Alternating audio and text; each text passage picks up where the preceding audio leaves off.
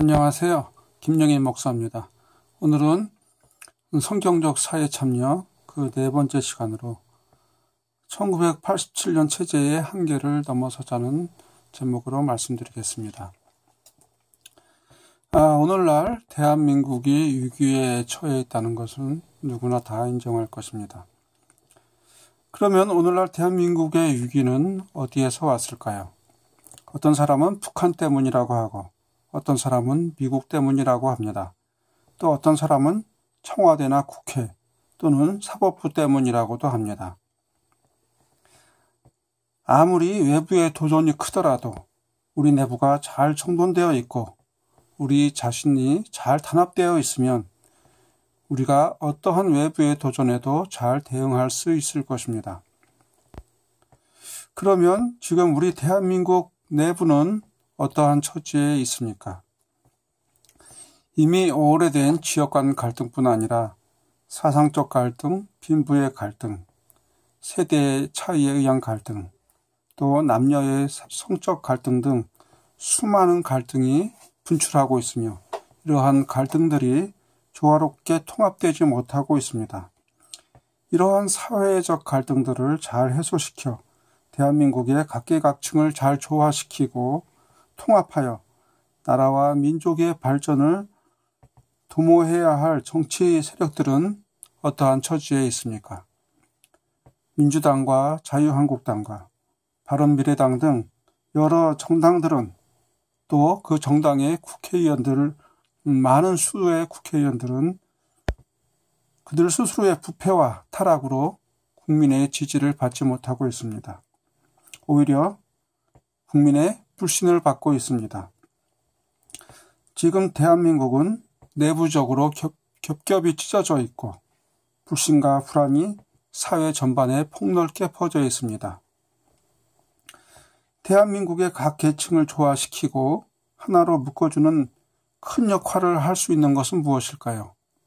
그것은 바로 대한민국의 헌법입니다.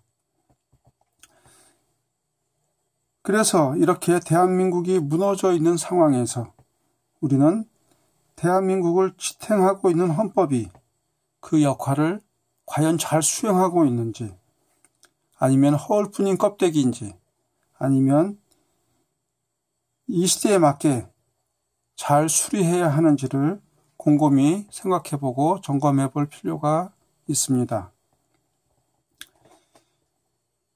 현재 우리가 갖고 있는 헌법은 1948년 재헌국회에서 제1공화국 헌법이 제정된 이래 9차례에 걸친 개헌을 통해서 1987년 6월 민주화 항쟁을 통해서 제6공화국 헌법으로 제정된 것입니다.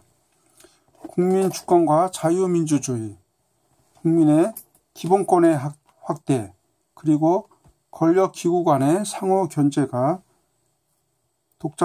독재자들의 억압 아래에서도 국민들의 피와 땀을 자양분 삼아서 꾸준히 진전되어 왔습니다.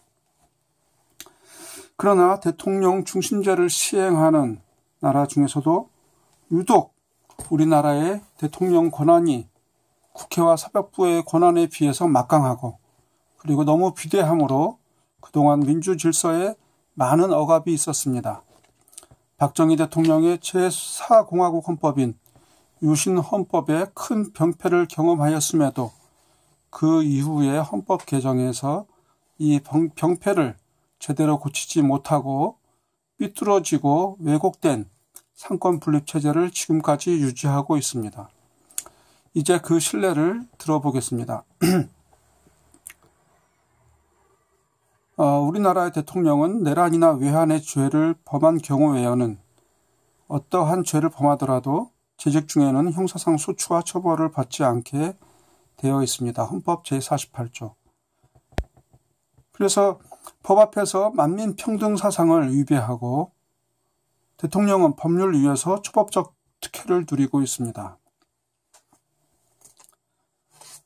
또한 행정각부의 장관을 대통령은 국회의 동의가 없어도 임명이 가능합니다. 제94조. 또한 국회는 국무총리나 장관의 불법적 행위나 비리가 있을지라도 대통령에게 그의 해임을 요구하지 못하고 오직 해임 건의안만을 제출할 수 있기 때문에 대통령은 이를 무시할 수도 있습니다. 제63조 1항. 그렇기 때문에 행정각부의 장관은 국민의 대표기구인 국회를 무시하고 오직 대통령에게만 잘 보이면 된다고 생각하고 아나무인으로 행동하기도 합니다.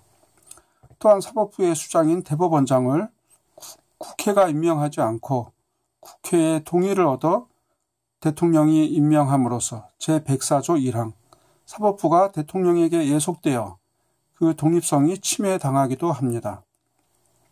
또한 대법원장과 마찬가지로 헌법재판소장 역시 국회의 동의를 얻기는 하지만 대통령이 임명함으로써 제111조 4항 헌법재판소의 독립성도 침해당할 소지가 있습니다. 비록 헌법에 정하여 있지는 않지만 검찰을 법무부 산하에 두고 검찰총장의 임명도 대통령이 함으로써 국가의 중요 권력기구 중 하나인 검찰이 대통령에게 예속되어 대통령에 의해 좌우될 수도 있습니다. 검찰과 마찬가지로 헌법에 정하여 있지는 않지만 국가정보원과 경찰의 운영도 정치적 중립성을 보장하지 못하고 대통령에 의해 좌지우지됨으로써 국가의 안전을 담보하는 데 큰 어려움이 있을 수 있습니다. 이와 같이 현재의 한국의 헌법과 법률은 대통령에게 초법적 특혜와 사법부의 영향력 행사, 그리고 검찰과 국가정보원을 통한 권력의 자의적 행사가 가능하게 하고 있습니다.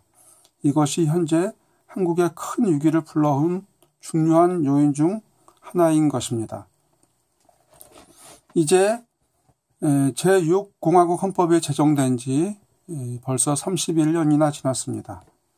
1987년에 군부 독재에 항거하여 전 국민적으로 분출되었던 민주화의 열망이 조국의 선진국 진입과 자유민주주의 통일 한국 시대를 앞두고 현재의 위기 상황을 잘 극복하고 나아가서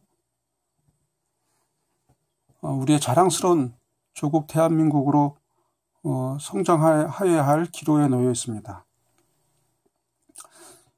그래서 1987년에 분출되었던 민주화의 열망이 제7공화국 헌법을 새롭게 제정하여서 제조산화, 즉 나라를 더욱 민주화시키고 발전시키는 큰 역량으로 승화되어야 할 때가 되었습니다.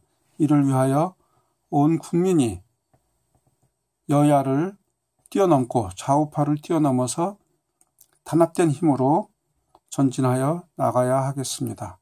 감사합니다.